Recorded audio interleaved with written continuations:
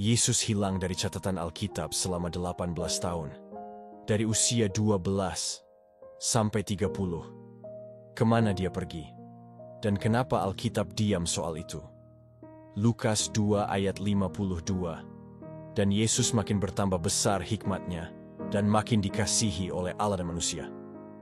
Setelah usia 12, Alkitab terdiam. Selama 18 tahun, Yesus diam. Tidak terkenal, tidak dikagumi, tidak dianggap. Ia hidup di Nazaret, kota kecil yang dipandang rendah. Bekerja sebagai tukang kayu.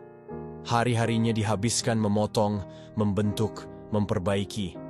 Tangannya kasar karena kerja, tapi penuh kasih karena misinya. Markus 6 ayat 3. Bukankah ia ini tukang kayu? Yesus tidak belajar di sekolah rabi, tidak menulis buku, tapi ia belajar dari kehidupan. Ia mendengar jeritan orang miskin, melihat ketidakadilan, dan menangis bersama yang menderita. Semua itu membentuknya. Bagi orang-orang, dia cuma tukang kayu. Tapi mereka tidak tahu, tangan yang membentuk kayu itu adalah tangan yang menciptakan dunia. Mungkin ia membuat meja untuk tetangga, pintu untuk janda miskin, atau mainan kecil untuk anak-anak. Namun, siapa sangka, suatu hari, kayu itu dan paku itu bukan lagi sekadar bahan kerjanya.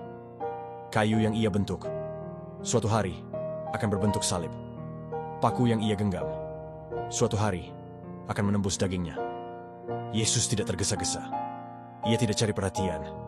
Ia tidak gunakan kuasanya untuk mempermudah hidupnya. Ia hanya setia dalam diam.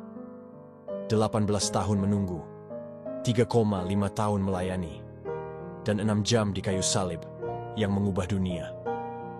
Ia bisa memilih mahkota, tapi ia memilih kayu, karena kayu itu akan menyelamatkanmu.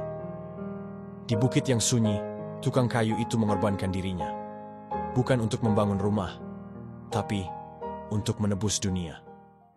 Dan itulah apa yang Yesus lakukan selama tahun-tahun yang hilang. Ia tidak hilang. Ia menunggu. Ia membentuk karakternya dalam keheningan. Ia mempersiapkan salib dari bengkel kecil di Nazaret. Ia belajar taat sebelum mengajar. Ia merasakan lelah sebelum menyembuhkan. Ia memahami manusia sebelum menebus mereka. Yesus tidak hanya menunggu waktu yang tepat. Ia menjadi pribadi yang tepat untuk waktu yang ditentukan. Kalau Yesus setia dalam yang kecil, maukah kamu juga setia, meski dunia tak melihatmu? Masa tersembunyi bukan penolakan. Itu adalah persiapan.